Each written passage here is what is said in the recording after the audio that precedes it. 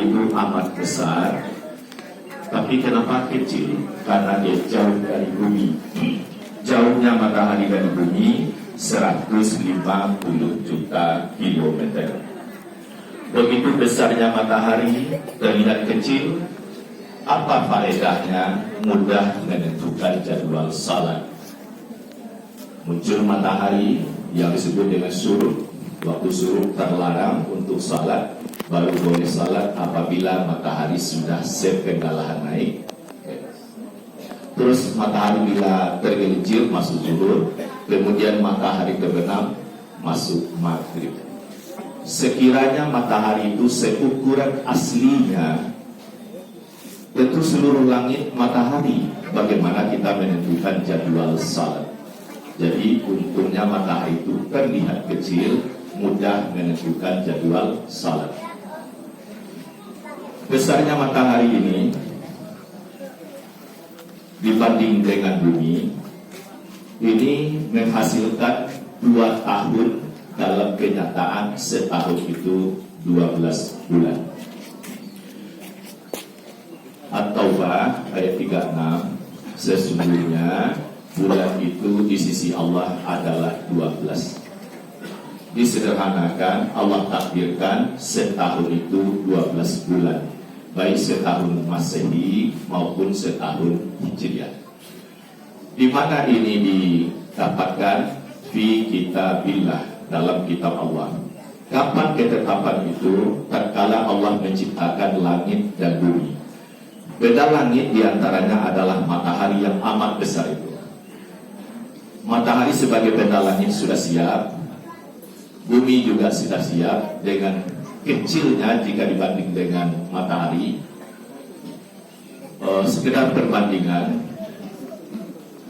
bumi dengan matahari itu, kalau sebidang wajah ini adalah matahari, lalu ada jerawat, ya jerawat berapa banyaknya sesuai dengan rezeki yang dimiliki. Rasakan jerawat, cari kalau dia ada yang paling kecil, stop di sana. Jerawat yang paling kecil itu seumpama bumi, dan sebidang wajah adalah matahari. Jadi beruntunglah yang punya jerawat, tapi jangan dipencet. Rawatlah, dia menghasilkan keindahan melebihi indahnya bintang di langit. Begitu bumi sudah siap, matahari sudah siap, ditakdirkan bumi ya kelilingi matahari dengan kemiringan 23,5 derajat sambil berputar. Begitu bumi mengelilingi dari jarak yang sangat jauh, sambil dia berputar terjadi siang dan malam. Satu kali berputar itu 23 jam 56 menit, tapi digenapkan saja menjadi 24 jam. Begitu dia berputar sebanyak 365 seperempat hari, terkelilingilah matahari dari jarak yang sangat jauh. Nah, 365 hari itulah yang dibagi 12 menjadi Januari sampai Desember. Kelebihan seperempat hari, tidak ada penanggalan 31 seperempat hari Desember, tentu tidak ada. Hanya berakhir 31 Desember, yang seperempat harinya mana? Gabung dalam perjalanan selanjutnya. Keliling lagi pada tahun kedua, yang seperempat bergabung, jadilah dia setengah. Tahun ketiga 3/4. Pada tahun keempat, seperempat kali 4 genaplah 1 hari. Maka kelebihan 1 hari dalam 4 tahun diperuntukkan untuk bulan Februari. Jadilah Februari sekali 4 tahun, umurnya 29, yang disebut dengan tahun kehabisan. Beruntunglah yang lahir pada tanggal 29 Februari, syukuran ulang tahunnya sekali 4 tahun. Tapi ada pertanyaan, bagaimana bisa lahir anak pertama di tanggal 29 Februari? Siapa yang dapat, nanti saya berikan buku ini ya. Tapi tidak usah terlalu serius memikirkannya.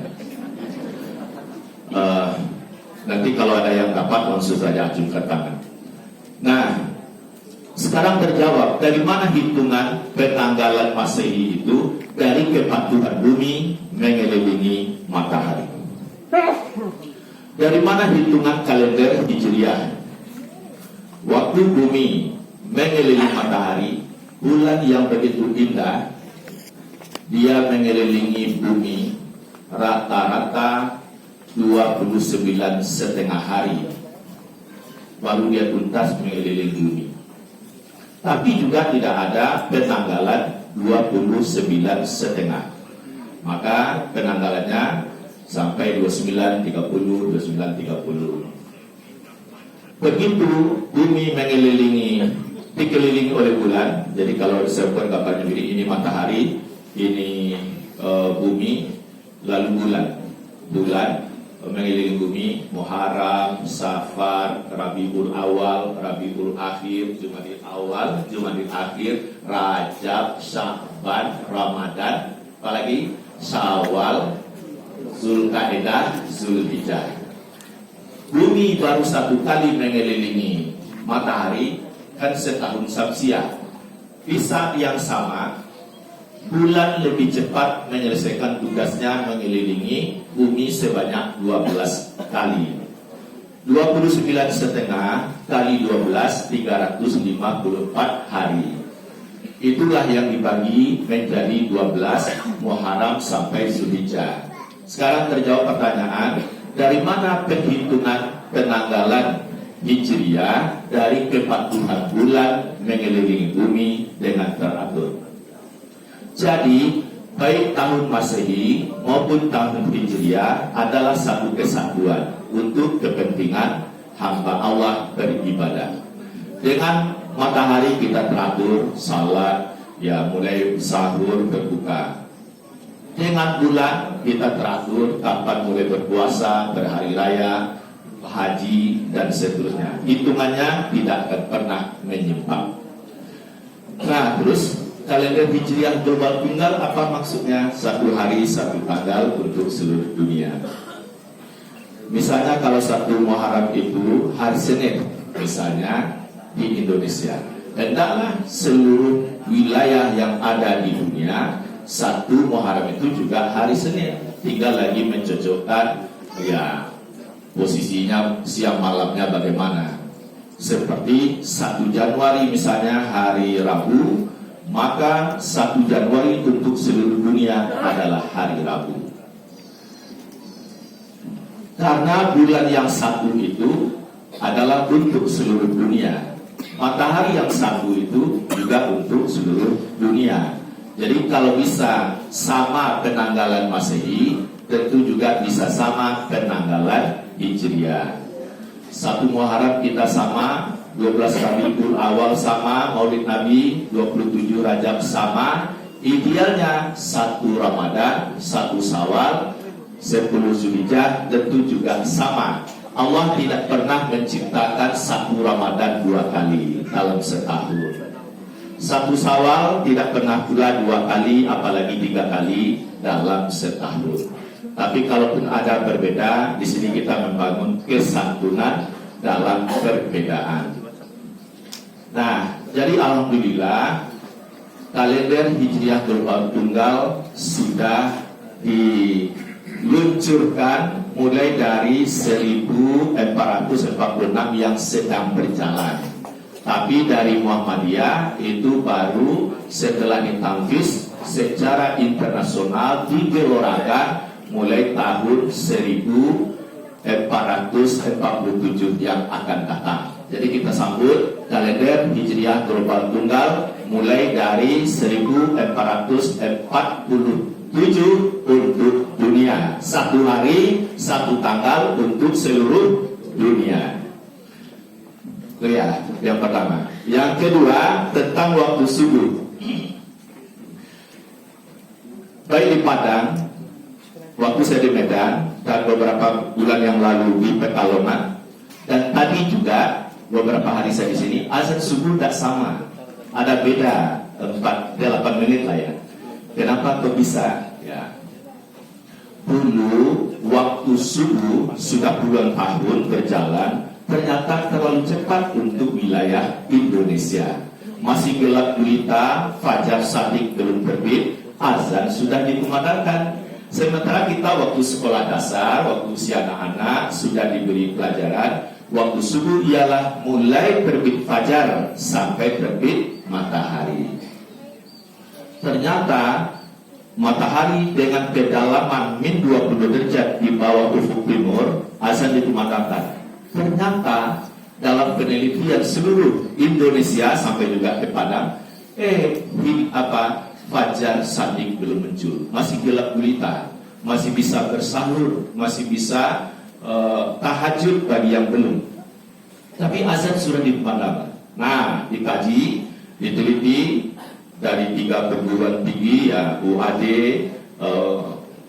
UHAMKA, UNSU di Medan ya, bertanggang 1 jam sebelum subuh sudah di lapangan meneliti, sampailah kepada kesimpulan waktu subuh yang lama itu yang terlalu cepat hendaklah ditambah 8 menit lagi. Mengapa 8 menit? Untuk naik dari min 20 derajat naik ke min 19 derajat butuh waktu 4 menit. Naik 1 derajat lagi menjadi min 18 derajat butuh waktu 4 menit. Nah, untuk naik 2 derajat itu 4 kali 2 8. Jadi teorinya mudah. Misalnya pada tanggal tertentu, waktu subuh pukul 4:30 misalnya, yang lama. Jangan azan waktu pukul 4:30, tapi hendaklah azan pukul 3:38. Tapi alhamdulillah tidak usah ditambah-tambah. Dari Muhammadiyah kalender itu dengan jadwal salatnya waktu subuhnya sudah disesuaikan. Nah, itu caranya. Tapi terus jam digital yang ada di masing-masing masjid, tentu kemajuan teknologi ini kita syukuri. Sekiranya waktu subuhnya masih yang lama, benar-benar dengan senang hati untuk salat kita diterima, hendaklah ditambah 8 menit lagi. Karena azan subuh itu baru boleh dikumandangkan kalau waktu sudah masuk. Inna salata kanat alal mu'minina kitaban mauquta. Waktu salat itu bagi orang yang beriman ditentukan. Kalau waktunya belum masuk, ya belum boleh azan dikumandangkan. Contoh, maghrib, matahari baru terbenam separuh, separuhnya masih tampak di ufuk barat, separuhnya sudah terbenam. Tidak boleh berbuka, tidak boleh azan maghrib dikumandangkan. Padahal menunggu 1 menit lebih lagi, 1,5 menit kira-kira, matahari benar-benar hilang di bawah ufuk, baru azan boleh dikumandangkan. Bagaimana kalau waktu subuh 8 menit lagi azan sudah dikumandangkan? Tentu orang yang belum tahajud, yang masa pertumbuhan, mungkin pengantin baru, dia 8 menit itu sangat menentukan. Tapi azan sudah dikumandangkan. Nah, oleh sebab itu benar-benar dipastikan azan subuh mengikuti kalender yang sudah dikaji puluhan tahun sebenarnya di Majelis Tarjih dan Tajwid oleh yang ahli Islam kalau di Jogja ini Pak Oman Fatur Rahman dan lain-lain. Sebenarnya angkatan muda itu banyak. Sudah azan apa? Oh ya, alhamdulillah. Jadi sudah dapat keterangan yang lebih dari itu. Saya hanya memperkuat saja. Sekedar gambaran, kalau di Padang itu Masjid Raya Syekh Ahmad Khatib Al-Minangkabawi itu sudah masuk tahun keempat. Azan subuhnya benar-benar sudah mengikuti apa yang ditanfiskan oleh Majelis Tarjih dan Tajwid. Sementara ada masjid yang sekitarnya sudah duluan azan, tapi alhamdulillah secara bertahap. Karena kalender itu dicetak sekitar 10.000 setiap tahunnya. Itu masjid musala di Sumatera Barat memang ada kalender. Nah, kalau di sini saya yakin bisa lebih dari itu. Hendaklah kalender itu di samping, di depan juga ada digantung, di tengah dan di belakang, sehingga siarnya lebih apa? Pastikan setiap masjid kalender Muhammadiyah yang dilengkapi dengan jadwal salat itu kita siapkan. Saya kira sampai di sinilah dulu, karena ada yang lebih mendalam, guru saya Habib yang rendah hati, yang menonjolkan ya ketinggian budi dan kerendahan hati. Kita tunggu. Dari saya sampai di sini dulu. Assalamualaikum warahmatullahi wabarakatuh.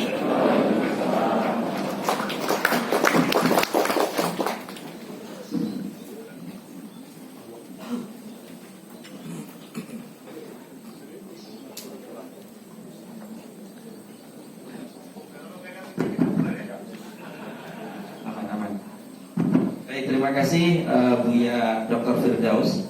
Insya Allah memberi sedikit banyak pemahaman kita tentang ilmu hisab ya. Ini bukan hisab yang keluar asapnya itu Bapak Ibu. Jadi metode matematis dan astronomis untuk menentukan awal bulan Hijriah, khususnya Ramadan dan 1 Syawal. Baik, nanti kita akan perdalam lagi dengan sesi tanya jawab. Kita masuk sesi kedua yang insya Allah tidak kalah seru dan menarik. Jadi kalau Kiai Haji Ahmad Dahlan, pendiri Muhammadiyah, itu punya gerakan Al-Ma'un, dan beliau Habib juga punya gerakan Al-Ma'un di Kalimantan Selatan. Saat ini beliau sebagai Ketua Majelis Tabligh Pimpinan Wilayah Muhammadiyah Kalimantan Selatan. Jadi kita akan dengar banyak gerakan-gerakan sosial, gerakan-gerakan Al-Ma'un yang sudah dilakukan oleh Habib dan juga tim dakwah yang ada di sana. Waktu tempat dan silakan, silakan. Bismillahirrahmanirrahim. Assalamualaikum warahmatullahi wabarakatuh.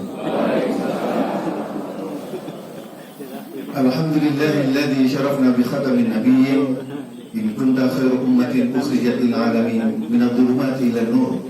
Asyhadu an la ilaha illallah wahdahu la syarika lah wa asyhadu anna Muhammadan abduhu wa rasuluh. Allahumma shalli wa sallim wa barik ala Muhammad wa ala alihi wa sahbihi ajma'in. Amma ba'd. Bukan kebahagiaan yang membuat seseorang bersyukur, tapi bersyukur dalam situasi dan kondisi bagaimanapun, maka insya Allah kita akan bahagia. Maka sepantasnya kita bahagia, kita bersyukur pada Allah Subhanahu Wa Taala dengan sebenar-benar syukur, karena syukur juga merupakan perwujudan penambahan nikmat. Semakin banyak kita bersyukur, maka semakin pula Allah berikan kenikmatan kepada kita. Amin. Kita Bapak Ibu berharap kepada Allah Subhanahu Wa Taala, mudah-mudahan sholat kita, saum kita, zakat kita, bacaan Al-Quran kita, umroh kita, haji kita, dan seluruh amal-amal ibadah kita itu diridhoi oleh Allah Subhanahu Wa Taala. Amin. Itu paling penting. Kalau sudah dapat ridho, selesai sudah. Alhamdulillah. Kata orang, kalau tidak kenal tidak sayang. Saya akan memperkenalkan diri, tapi beliau sudah memperkenalkan orang Padang. Kalau saya di Banjar tuh Padang juga, cuma Padang sabar kayak itu. Nama saya Abdul Rahim bin Muhammad bin Salim bin Abdul Hafiz bin Abdullah bin Audah bin Abdul Rahman bin Salim bin Abdul Rahman bin Muhammad bin Audah. Saya bilang sama teman-teman, cuma saya nggak tahu di keturunan Rasulullah atau keturunan Abu Jahal, nggak tahu. Tapi kata guru saya, insya Allah antum keturunan Rasulullah, amin, insya Allah mudah-mudahan ya. Kalau mohon maaf ini, kalau di Muhammadiyah itu sebenarnya ada satu anugerah yang sangat luar biasa. Karena di Muhammadiyah itu ada Ustadz Hari Hidayat, ada Dr. Waliullah, ada Habib, jadi lengkap sudah. Ada Ustadz Kana, ada Waliullah, dan ada Habib. Saya biasanya kalau memulai kalau tausiah itu nasihat, ini bisa mau menyampaikan apa? Pesan moral gitu ya. Ada pepatah Arab, tapi nggak tahu di Arab mana, nggak tahu. Idza bana latuson faliman au furqan nafiro. Dengarnya enak sih. Idza bana latuson faliman au furqan nafiro. Siapa yang bisa jawab menerjemahkan, saya kasih 100.000. Serius? Serius. Nggak bisa ya?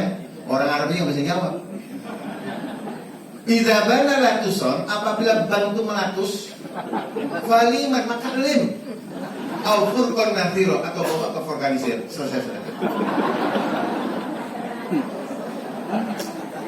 Alhamdulillah. Bapak Ibu, mohon maaf, saya lahirnya di Surabaya. Jadi saya, Datu itu orang Yaman. Abah saya lahir di Bondowoso. Ya, abah saya kawin sama orang Martapura. Jadi begitu tahun 83 abah meninggal di Ampel, kata ibu kita pulang kampung. Jadi di mana? Di Banjarmasin. Itu dia punya. Kemudian tadi kalau disebutin di Banjarmasin, saya punya sebelum Ngaji Sepuh ada, lembaga amil zakat ada. Saya sudah 20 tahun yang lalu sudah mendirikan sendiri dan punya klinik. Dan sampai saat ini itu sudah 908 ibu yang melahirkan secara gratis. Ya. Tapi saya termasuk orang yang mengagumi, dan ini mudah-mudahan motivasi panjenengan. Ngopi ngaji ini, ya ngopi ngaji ya. Kopi ngaji ini itu sudah Indonesia Pak, Bu. Ya, sudah Indonesia. Bahkan di Kalimantan Selatan itu kita mau bikinnya susahnya setengah mati. Sudah dikasih makan, uang, gak mau datang. Ini subhanallah, ini tolong dilestarikan dan disinambungkan.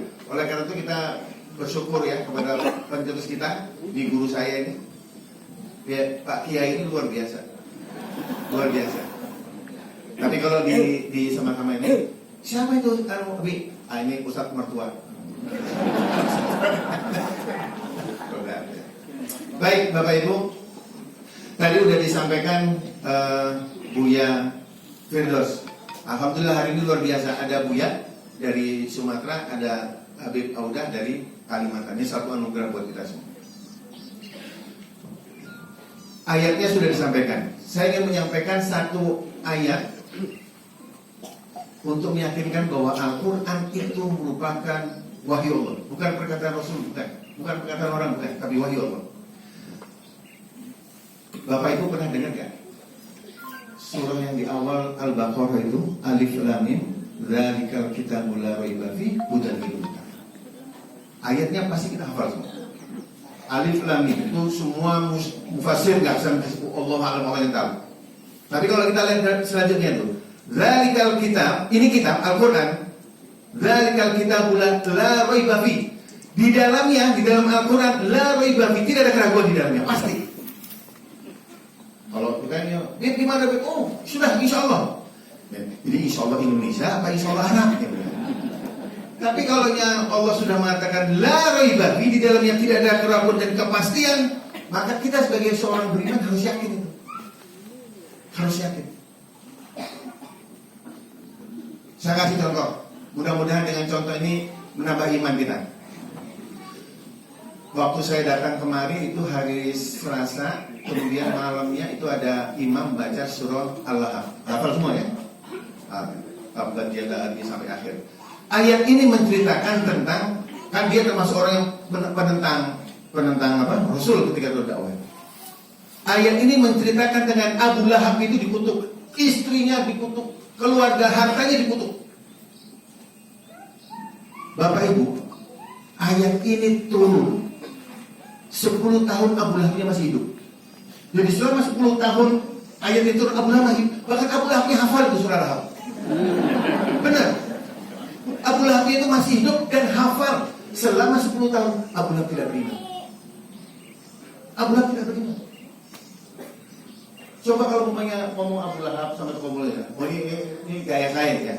Dia datang ke tempat orang-orang di orang Arab tuh, dia datang. Ya ahlal Mekah, ya ahlal Mekah. Di orang Arab begitu ngomongnya. Fa inni asyhadu an la ilaha illallah wa anna Muhammadar Rasulullah.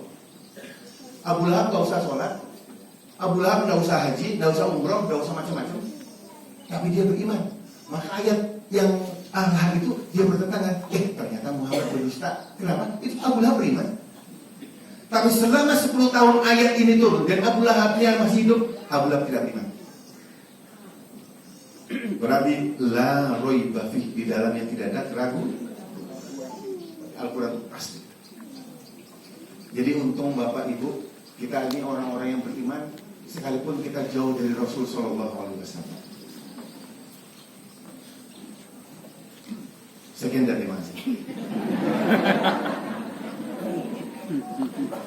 Ini masih prolog saja, belum masuk materi, belum. Ini masih prolog. Baik, sekarang saya mau masuk tentang tadi. Masih ada rentetannya. Pernah dengar tentang sedekah? Sudah dengar ya? Nah, karena sudah dengar, terima kasih. Assalamualaikum warahmatullahi wabarakatuh.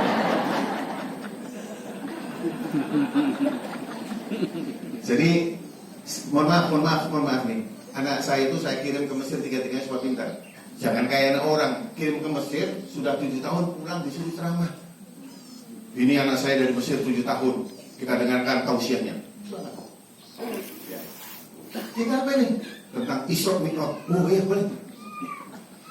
Habis Assalamualaikum Alhamdulillah dia tanya, bapak-bapak, ibu-ibu sudah pernah dengar belum tentang hikmah daripada Isra Mi'raj? Sudah. Ya karena sudah, terima kasih. Assalamualaikum warahmatullahi wabarakatuh. Si panitia penasaran. Ada acara maulid, diundang lagi si yang anaknya dari Mesir 7 tahun itu. Tapi panitia ngomong, nanti kalau ditanya, belum ya? Ya siap. Si ustadz yang Mesir 7 tahun itu, yang di Mesir 7 tahun, dia ngomong, Assalamualaikum, Alhamdulillah dia. Bapak-bapak, ibu-ibu sudah pernah dengar belum tentang hikmah daripada maulid? Belum. Ya karena belum, saya tidak akan memberikan ilmu kepada orang yang belum bisa mendengar. Sekian dan terima kasih. Ya. Akhirnya panitia masih penasaran. Kita undang lagi dalam acara hijrah, hikmah hijrah. Diundang lagi dia. Assalamualaikum Alhamdulillah. Bapak-bapak, ibu-ibu pernah mendengar belum tentang hijrah, hikmah hijrah Rasulullah SAW? Yang sini sudah, yang sini belum. Yang sudah memberitahu yang belum memberitahu yang sudah. Terima kasih. Assalamualaikum warahmatullahi wabarakatuh. Makanya saya mau tanya, Pak, sudah pernah dengar belum tentang sedekah? Nah, kalau sudah, sekian dan terima kasih. Baik, Bapak Ibu rahimakumullah. Saya mohon maaf ya, karena saya lahir di Surabaya, jadi bahasanya bahasa agak keras, agak sedikit anak Surabaya lah gitu ya. Tapi sebenarnya saya itu ada keturunan darah biru, cuma setetes. Al-Quran, ini tidak apa-apa. Kiai 2 hari 2 malam tidak apa-apa ya. Panjenengan tidak apa-apa lumpuh, kita yang berdiri pingsan nanti ya. Al-Quran itu ibaratnya intan. Dia bercahaya. Intan itu kalau sudah kena cahaya itu hidup nih. Saya orang Martapura itu kalau intan digosok kemudian menjadi berlian itu lebih mencerong dan lebih harganya lebih mahal. Tadi udah Buya Firdaus menceritakan tentang matahari. Matahari yang kita lihat itu dia menyinari rumah. Ketika rumah itu ada dinding, kira-kira cahayanya masuk ke dalam rumah tidak? Tidak masuk. Tapi cahaya itu karena tidak masuk, maka cahaya bisa mentul ke lain, no? Karena dia tidak masuk. Ketika rumah itu ada kaca, maka cahaya itu bisa masuk ke dalam nggak cahayanya? Karena rumahnya ada kan? Kaca, dia masuk.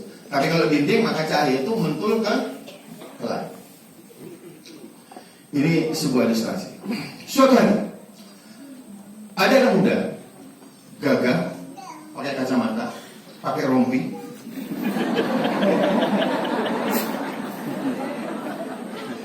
saya itu ngomong gini supaya Pak Ustadz mertua ini bisa jadi mertua saya gitu ya. Dia gagah berdiri. Dia panas terik menggantang, dia berjalan. Kemudian Bapak Ibu kalau nanti sudah coba rasakan, kalau bulan puasa kita sudah tidak makan, itu aroma ikan asin yang jauh itu terasa kan, karena pertama itu cukup ada ikan asin. Iya. Saya aja waktu begitu masuk, wah bau kopi.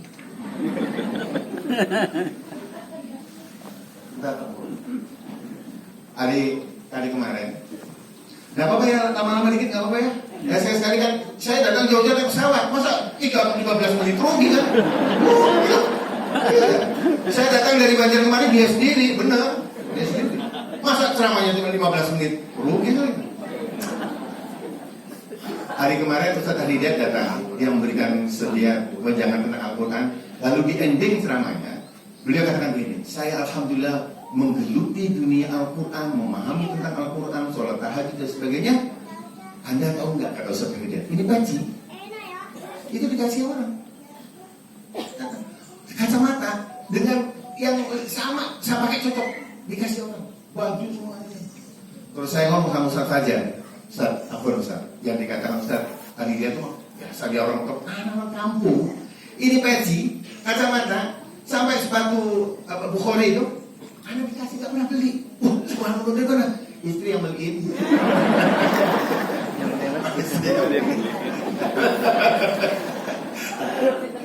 Baik, kalau bilang sama istri, aku ingin makan tadi udang asam, nggak beli, istri yang beli soalnya. Sama, coba beda saya nggak makomnya beda. Baik, kita kembali. Ketika dalam panas menggantang, anak muda itu di jalan. Itu kalau sudah mulai perut lapar, aroma yang itu sudah langsung ingin. Dia jalan, karena panas dia ingin ada kebun kurma, dia ingin tidak terlalu panas, dia melintas. Orang Banjar tuh melintas apa namanya? Bukan lewat, tapi ini jalan pintas gitu. Di dalam tengah kebun kurma. Nah, di dalam perjalanannya aroma manusiawi yang lapar itu dia mencium aroma kurma yang hangus. Maka timbulnya makin lapar. Untuk menghilangkan lapar dan dahaga, dia ambil satu biji kurma. Dia ambil. Bocil, dimakan. Ini kayaknya beliau ini sering nonton yang di video viral itu. Ingin kurus, ikan asinnya digantung.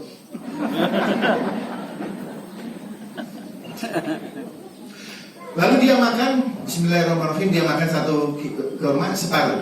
Tak dia makan. Ketika makan yang separuhnya lagi, ternyata yang pemilik kurma datang. Oh, pencuri dia. Pencuri. Kamu mencuri pohon kurma saya. Ribut itu. Akhirnya diberantem. Kamu tahu, menurut ajaran Nabi, barang siapa yang mencuri, potong tangannya. Anak muda itu masa segini dia dipotong tangan. Kalau Tuhan saya kalau tidak lapar tidak akan, saya akan lapar dan dahaga. Ini menghilang. Oh, nggak bisa itu. Akhirnya ribut. Akhirnya yang punya kebun, udah gini, kita menghadap kepada Rasulullah. Maka dibawanya anak muda tadi menghadap Rasulullah. Ya Rasulullah, kata yang punya tuan kebun tadi. Gayanya oke. Ya Rasulullah, menurut ajaranmu, barang siapa yang mencuri dipotong tangan. Betul. Tolong potong tangan ini Rasulullah. Kenapa? Dia telah mencuri kurma saya. Rasul tidak langsung motong. Dia tanya, apa betul? Betul ya Rasulullah. Saya tidak akan mengambil kalau saya tidak lapar. Saya cuma menghilangkan dahaga saya. Maka saya ambil. Kata Rasul, ya sudah, kamu sodakokan, nanti kamu tak jamin masuk surga. Oh, nggak bisa ya Rasulullah. Masa dengan satu biji bisa masuk surga? Nggak mau, nggak bisa. Tetap tegakkan asalmu, potong tangan ini. Apa kata Rasul? Sudah, kamu sodakokan saja. Aku yang jamin, kata Nabi. Tapi kata yang punya kurma, oh tidak bisa ya Rasul. Tetap tegakkan itu, tegakkan syariat, potong tangannya. Sudah aku jamin kau masuk surga. Nggak mau. Lalu ada sahabat sebelah. Ya Rasul, apakah itu berlaku untuk aku? Oh iya kalau kau mau. Oke. Tuhan, yang kata sahabatnya, karena dia ingin masuk surga. Nanti kalau Buya saya masuk surga, kabar-kabar ya. Masa coba saya pikir insya Allah mudah saya beliau ya. Ini manusia banyak, ada doa semuanya, masa satu nggak dikabulin? Ya kan? Doa, kemudian kita sehat semuanya, masuk surga semuanya. Tapi sebelumnya saya cek dulu surganya aman tidak gitu. Jadi saya masuk dulu ya. Karena sahabat ingin masuk surga, dia oke, baiklah. Tuhan, pohon yang diambil anak muda ini saya beli. Berapapun harganya saya beli. Apa katanya Tuhan? Maaf, pohon ini tidak saya jual. Itu kira-kira kalau mungkin kita, ini manusia apa ini kira-kira. Tapi Rasul masih tetap senyum. Sudah Tuhan, jual saja. Berapa? Sebut namanya, sebut harganya, saya beli. Jadi bukan berapa, tapi dia ingin masuk surga. Jadi berapapun pohon ini dia beli supaya bisa masuk surga. Karena Rasul yang menjamin. Tapi ternyata tuannya tidak mau. Saya tidak jual. Akhirnya menjadi perdebatan. Oke, baiklah kata yang punya tuan kurma itu. Baik, kurma ini saya jual seharga 100 dirham. Tetapi di dalam pohon ini ada 40. Kok beli semuanya? Cuma kok dapat satu ini. Jadi 1 kali 40 berapa duitnya? Hitung sendirilah, pusing banget. Karena 1 dirham itu dengan kurang lebih 1 dirham itu 4, sekian gram emas. Kali 100 kali 40 batang. Cuma dia mendapatkan satu batang ini saja. Tapi karena sahabat ingin masuk surga, dia beli semuanya, cuma dapat ini saja. Udah dia sepakat, ya Rasul, pohon ini punya saya. Dan kurma yang dimakan anak saya sedekahkan. Kata Nabi, kau kujamin masuk surga. Lalu turunlah ayat, فَأَمَّا مَنْ أَعْطَى وَاتَّقَى وَصَدَّقَ بِالْحُسْنَى وَنُيَسِّرُ يُسْرًا. Al-Lail ayat 5 ini. Maka barang siapa yang memberi makan karena takwa, bukan karena takut, karena gak enak. Kenapa ya? Ada mertua, gak enak, kita enggak. Tapi memberi karena takwa. Wasaddaqa bil husna, dia membenarkan nanti di akhirat Allah ganti, maka Allah akan melapangkan seluruh persoalan dia, baik di dunia mau di akhirat. Jadi kalau kita memberi makan, macam kasih ngopi saja, sama tema judul kita. Tapi memberi karena takwa, maka Allah akan melapangkan seluruh urusan kita. Seluruh urusan kita. Tapi barang siapa yang bakhil, wastahna, dan merasa cukup, kemudian dia mendustakan di akhirat, maka Allah akan menyempitkan seluruh urusannya. Makanya kalau orang kikir itu sebenarnya dia telah kikir terhadap diri sendiri. Sampai otaknya itu, ini kan orang kikir. Ini dia punya. Lalu apa kaitannya dengan matahari tadi? Kan Rasul sudah menjamin, sodakokan kau kujamin masuk surga. Tetapi orang itu ternyata kayak dinding. Dia nggak mau tembus hatinya, tapi justru dia belok pada orang lain. Maka ketika Rasul mengatakan kau kujamin, dia menuntut pada sahabatnya. Sahabat tidak percaya. Rasul berlaku kan? Iya berlaku. Maka dia beli. Akhirnya dia pun karena dijamin Rasul menjadi masuk surga. Mudah-mudahan ini kisah yang inspiratif buat kita. Mudah-mudahan kita mendapatkan hidayah dari Allah SWT. Jangan pernah menolak. Bapak Ibu, bukan berapa banyak yang kita sedekahkan, bukan berapa banyak yang kita berikan, kan? Tapi kalau memang kita memberi sedikit, yauman bi yaumin afdhalu dzalik. Anfik yauman bi yaumin afdhal. Berinfaklah sedikit demi sedikit, itu jauh lebih baik daripada kau berikan seluruhnya tapi bisa bingung apa yang sudah dapatkan. Tidak ada lagi. Tapi sedikit tapi rutin. Minggu depan ada ngopi, kita siapin. Udah siap. Jangan ceritanya Untuk mohon maaf, ada kalau di Banjarmasin ada kota amal, itu namanya celengan. Celengan. Itu kalau lewat, bos. Besok lagi datang, dia lagi datang. Nah, kalau orang Banjar itu kalau yang melototin itu namanya mencelengi. Ya, orang Banjar, apa celeng-celeng? Ternyata begitu celengan lewat, dicelengi ini lagi yang lewat. Jadi jangan dianggap remeh ketika kita bersedekah yauman bi yaumin afdalu dzalik. Bu, tadi sana. Bapak Ibu, kita mungkin pernah merindukan enggak waktu kita masih kecil itu? Kita sekolah, ibu kita doain, mudah anak ya kamu menjadi anak yang soleh, ada kan? Tapi kalau sekarang kan enggak, kita merindukan kan? Dan kita senang itu, kenapa? Ibu kita doain. Coba kalau misalnya tuan guru mendoakan kita, kita senang. Itu mohon maaf, kalau di Martapura itu ada guru sekumpul. Itu kalau guru sekumpul berdoa itu penuh senangnya, itu baru guru sekumpul.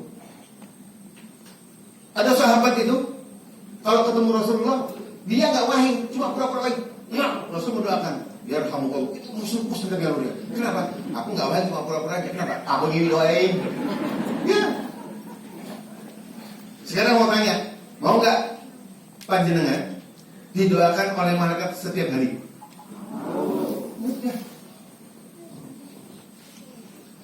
Sebelum subuh mau ke masjid, siapkan uang, tidak banyak.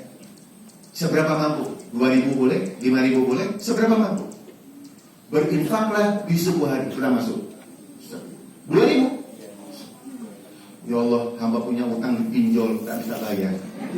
Ya Allah, ini suami lagi selingkuh. Ya Allah, karena maka ente itu cuma nyumbang 2.000, permintaannya banyak banget ya. Ya Allah punya catatan sendiri. Tapi kita satu infak hari ini satu hajat, besok satu infak, besok satu hajat. Jadi berinfaklah setiap hari yauman bi yaumin. Orang yang berinfak di subuh hari, malaikat mendoakan kita. Allahumma a'atil munfiqan khalaf. Ini malaikat mendoakan, bukan yang lain. Kita nggak usah nunggu. Kita kan bukan zaman Nabi, nggak usah. Tapi malaikat mendoakan kita. Jadi berinfaklah subuh. Makanya ada kota amal subuh, berinfaklah, kemudian berdoa, berinfaklah. malaikat mendoakan kita. Tapi kalau kita tidak berinfak di subuh hari, bentuknya banyak, tidak harus uang, bisa nasihat, bisa apa, bentuknya banyak. Maka malaikat mendoakan yang tidak baik. Maka saya tidak pernah yang tidak baik, saya tidak baik saja memotivasi. Berinfak di subuh hari, Allahumma a'ti munfiqan khalafa. Malaikat mendoakan kita, ya Allah, berikan dia berlipat ganda bagi orang yang berinfak di subuh hari. Oleh karena itu, Bapak Ibu, ini subuh Ramadan itu kan 1 bulan, kita belajar deh. Sebelum habis sahur, sebelum ke masjid, udah siapin uangnya itu. Ini biasanya ibu-ibu yang di mana? Di Banjarmasin. Biasanya di Banjarmasin. Di sini insya Allah nggak ada bedanya. Itu kalaunya di lampu merah apa itu ada orang minta, sudah. Dompetnya keluar yang kecil lagi. Begitu mau dikeluarin, lampunya hijau, lewat nggak jadi dia. Jadi kalau bisa uang, kalau mau ke masjid udah disiapin, dikasih. Mau lanjut atau tidak? Saya dikasih ijazah itu 15 menit, berarti amplopnya 15 menit. Kalau Anda tidak minta dibayarin kalau Anda cash amplop, tidak bisa di dalamnya, tidak. Dan saya tidak, mohon maaf, tidak perlu amplop, tidak. Pak Kiai bukan Anda bicara Pak Kiai ya. Jumlahnya.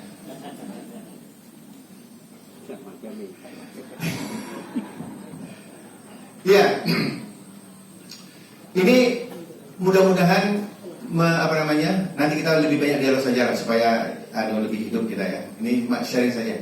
Saya itu ibaratnya seperti sinetron, begitu tegang bersambung besok atau bulan depan. Ini kira-kira bersambung 3 bulan lagi datang ya. Sekian dan terima kasih. Assalamualaikum warahmatullahi wabarakatuh. Terima kasih Habib Auda. Ini kami jadi khawatir karena banyak jamaah yang senang karena dayeng, karena materinya luar biasa. Takutnya nanti minta diundang lagi. Ya masalahnya biayanya itu saja ya. Jadi kita doakan saja supaya Habib pindah ke Boden, tinggal di Boden. Nah, jadi guru kita semua nanti di sini. Ya baik, alhamdulillah, terima kasih Buya Dr. Firdaus dan juga Ustaz Dr. Habib Abi Auda. Bapak Ibu, kita tanya jawab. Jadi monggo, ada 2 tokoh kita, guru kita di sini. Silakan Bapak Ibu yang ingin bertanya berkaitan dengan nisab tadi ataupun dengan spirit sedekah dari Habib tadi. Monggo dipersilakan.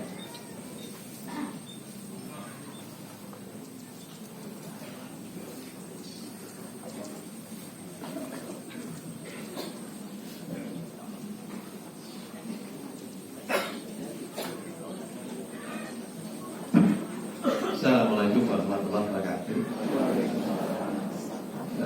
Terkait dengan hisab dari Ustaz Firdaus, selama ini yang saya dengar terkait dengan kalender yang berbentukan itu yang saya lihat dari Muhammadiyah.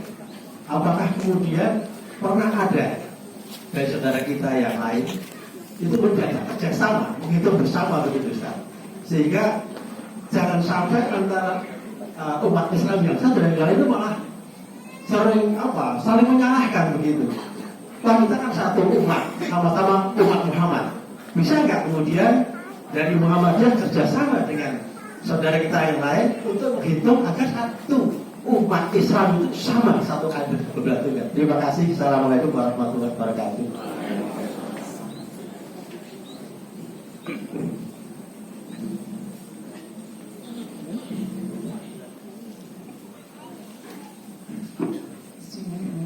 Assalamualaikum warahmatullahi wabarakatuh. Terima kasih atas waktu yang sudah diberikan untuk saya. Saya mau mengajukan 2 pertanyaan. Pertanyaan pertama, kagem Ustaz Firdaus, Dr. Firdaus. Yang saya tanyakan mengenai sholat subuh, Pak. Sekarang jadwal salat subuh itu kan jam 4.34. Yang saya tanyakan, jeda yang benar untuk qomat itu berapa menit? Terus pertanyaan yang kedua, tentang sholat suruh. Dari waktu terbit itu untuk sholat suruhnya jeda yang benar berapa menit? Itu pertanyaan saya. Mohon dijelaskan. Terima kasih. Wassalamualaikum warahmatullahi wabarakatuh.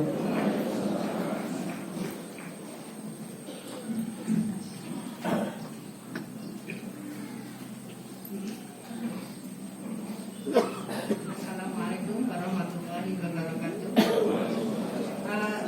Untuk Bapak Habib ya, tentang gerakan sosial dan sedekah dan sebagainya. Ini lepas dari segala istilahnya masalah di Indonesia. Cuma saya ingin tanya,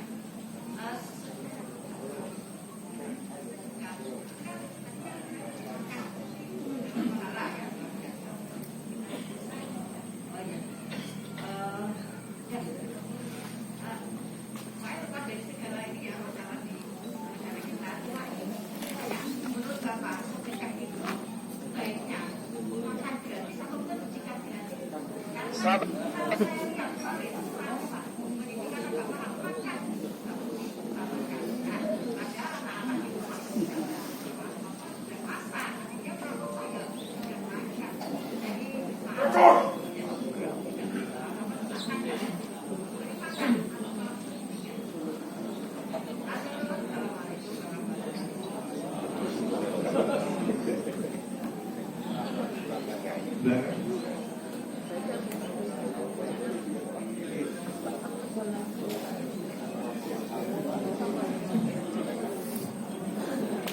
Baik, terima kasih Bapak. Adakah di bawah saudara kita untuk menghitung bersama? Ada, dan itu resmi. Setiap ada kebijakan yang kaitannya dengan kepentingan umat itu diundang oleh pemerintah, pakar dan juga bahkan yang membuka acara itu dari pemerintah. Kalau misalnya kegiatan keagamaan itu dari Kemenak. Kalau tingkat pusat ya juga seperti itu, sehingga misalnya dihadirkan juga dari pakar dari Nahdlatul Ulama, dari Persis, dan semuanya juga dari ITB, dan yang terkait lah itu dilakukan penghitungan bersama. Terus dalam teori penetapannya bagaimana, itu yang dirumuskan di Majelis Tarjih dan Tajdid, sehingga titik temunya itu benar-benar kuat, dasarnya ada. Misalnya huwallazi ja'ala asy-syamsa diya'an wal qamara nuran wa qaddarahu manazila li ta'lamu adadas sinina wal hisab. Yunus ayat 5.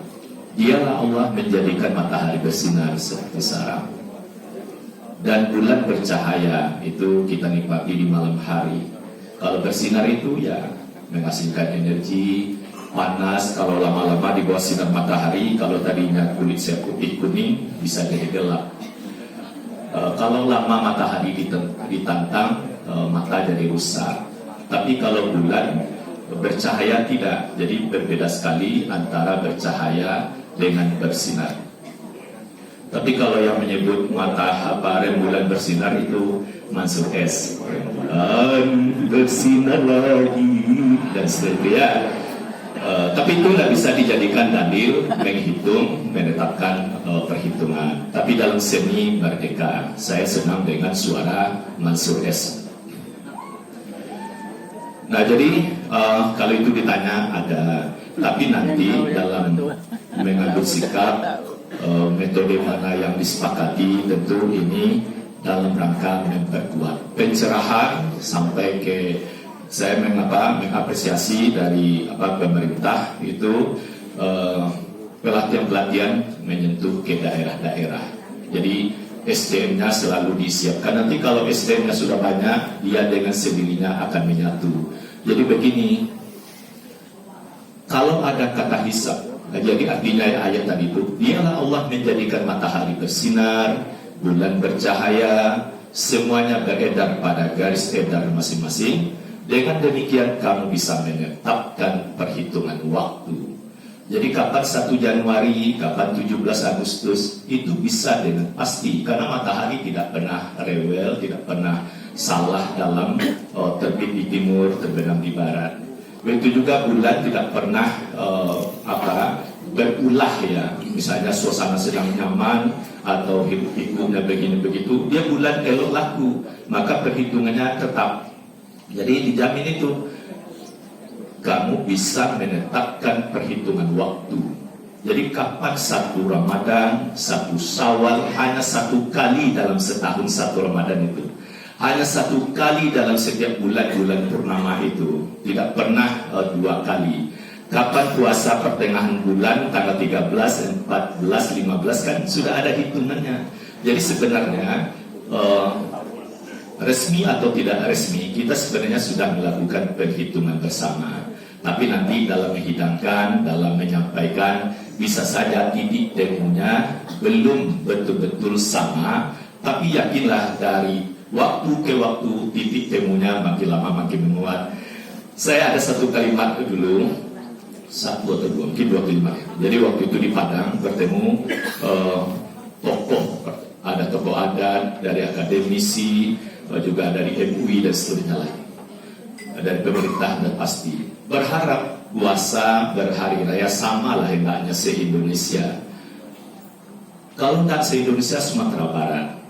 Itu alhamdulillah waktu itu 2007 waktu itu. Tentu saya lebih muda daripada sekarang. Saya berkesempatan bicara,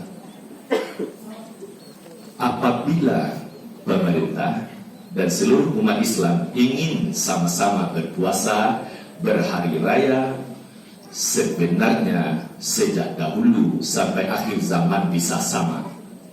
Karena mataharinya satu, bulannya satu, kita juga di bumi yang sama. Sekiranya bulannya ada 2, satu agak gelap, satu lagi berbeda, lalu ada pilihan. Tapi bulan hanya satu.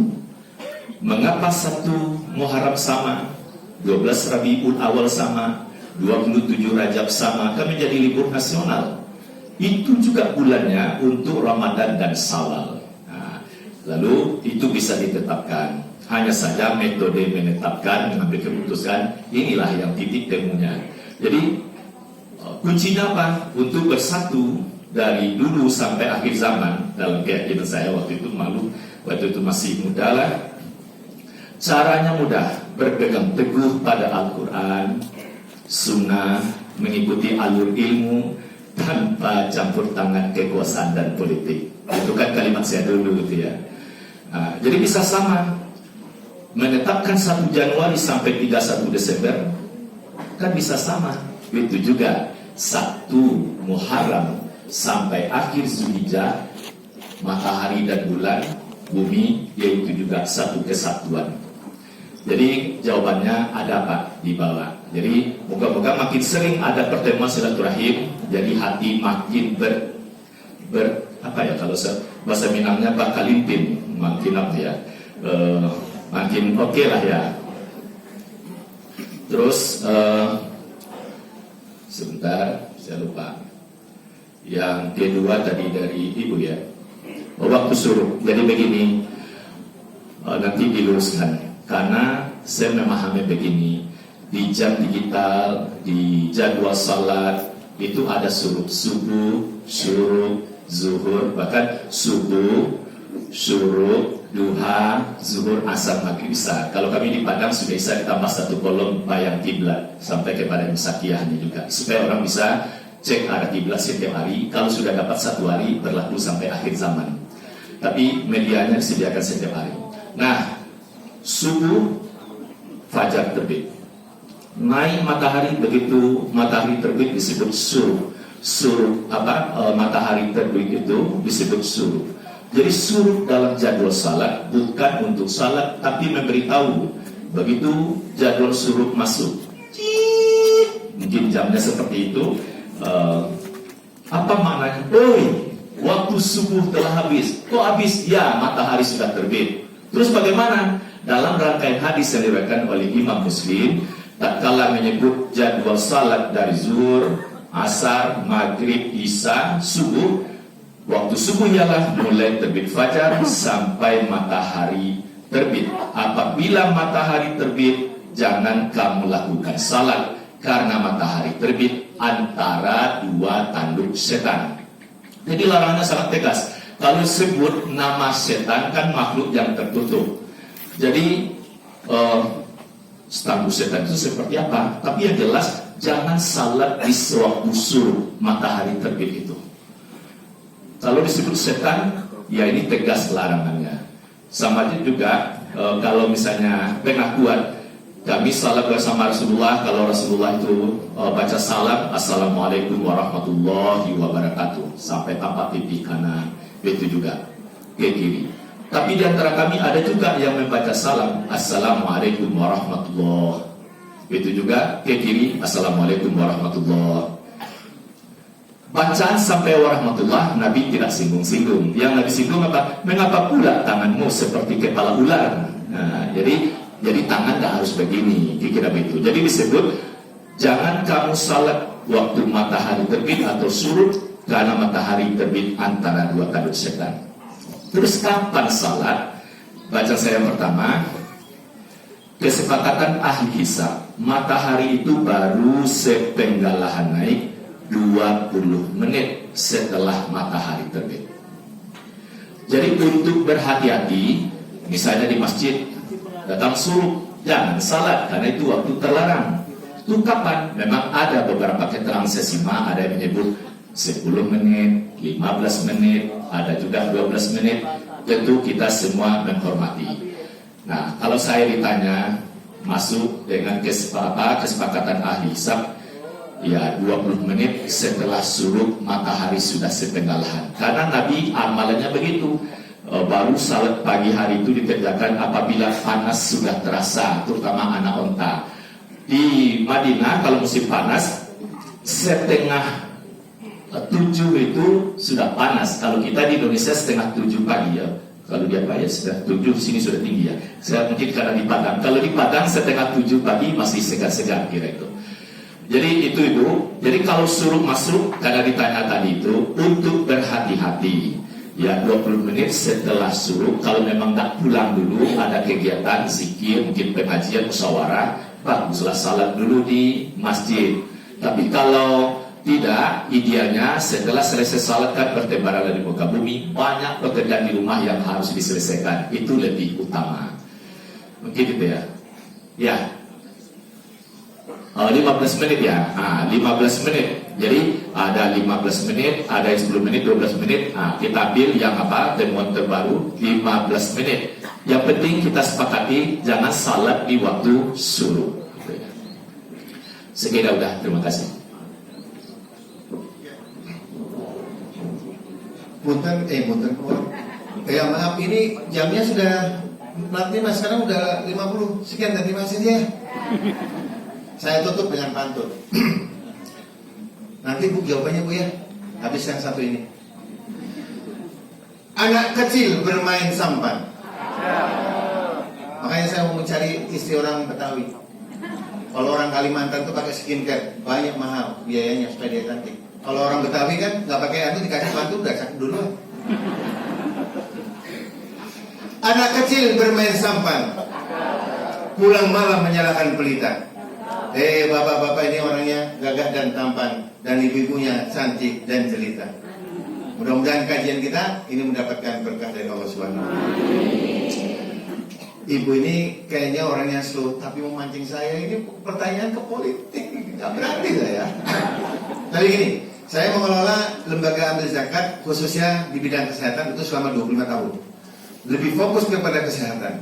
Karena ibu melahirkan itu ada dua, antara jiwa ibu dan jiwa si bayi. Ya. Kalau dia bisa menghidupi satu nyawa, maka dia menghidupi nyawa semua. Tapi kalau satu membunuh satu nyawa, maka dia membunuh manusia sedunia. Oleh karena itu kalau misalnya orang itu sehat, dia bisa kerja, dia bisa sekolah, dia bisa makan. Biar uangnya banyak, suruh makan kambing nggak bisa, kolesterol. Ya toh? Jadi kita sehat itu luar biasa, mahal itu biasa sehat. Jadi kita jagain. Kalau sudah sakit, menuju sehat itu lebih mahal lagi biayanya. Jadi mumpung ini sudah sehat, tolong dijaga dengan baik. Saya nggak berani menjawab Bu ya, karena itu kalau itu sudah larinya ke politik, nanti urusan yang lain. Pokoknya gitu saja. Terakhir, dari kisah yang saya sampaikan tadi, surah Al-Baqarah dan kisah-kisah itu, kalau sesuatunya sudah ditetapkan, maka kita sebagai seorang muslim dan muslimah jangan ragu-ragu, ada kepastian. Wa ma anfaqtum min syai' fa huwa yukhlifu. Barang apa saja yang kau nafkahkan, yang kau infakkan, apa saja bentuknya, apa saja bentuknya, Allah akan pasti ganti. Ini jadi Allah. Allah akan pasti ganti. Kita bersyukur. Coba misalnya pagi-pagi bangun tidur, kita sudah bawa termos, bawa rantang mau ke rumah sakit, bawa jenguk anak, jenguk istri, jenguk suami, jenguk orang tua. Ya pagi kita berinfak sedikit demi sedikit, kayak macam gini. Kita berdoa mudah-mudahan diberikan kesehatan oleh Allah Subhanahu wa Ta'ala. Kira-kira ini yang bisa saya sampaikan, kurang lebihnya mohon maaf.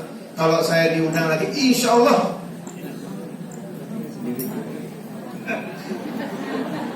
Ya. Sekian dan terima kasih. Assalamualaikum warahmatullahi wabarakatuh. Alhamdulillah, terima kasih banyak sekali lagi kepada Buya Dr. Firdaus dan juga Dr. Habib Abi Auda. Kita doakan Bapak Ibu kepada beliau berdua, mudah-mudahan senantiasa diberikan kesehatan, kekuatan di dalam berdakwah, dan juga selalu dalam naungan dan lindungan Allah Subhanahu wa Ta'ala. Dan juga kepada para mubalik yang juga ada di sini dan untuk kita semuanya. Bapak Ibu, sebelum saya akhiri, saya kira jamaah sudah menunggu buku Ustaz Syakir. Buku sholat ini sudah 2 tahun tidak cetak, dan buku ini sudah cetak alhamdulillah, revisi terbaru, jadi bisa didapatkan di belakang. Khusus hari ini ya, dari harga 90.000 menjadi 60.000 saja. Dan juga beberapa merchandise kopi ngaji boleh didapatkan di belakang. Saya kira itu yang bisa kita sampaikan. Oh infak, alhamdulillah infak pada pagi hari ini terkumpul sejumlah 3.100.000 rupiah. Alhamdulillah, terima kasih. Mudah-mudahan Allah ganti yang lebih baik daripada. Kita akhiri sama-sama pengajian kopi ngaji pada pagi hari dengan baca hamdalah. Alhamdulillah. Assalamualaikum warahmatullahi wabarakatuh.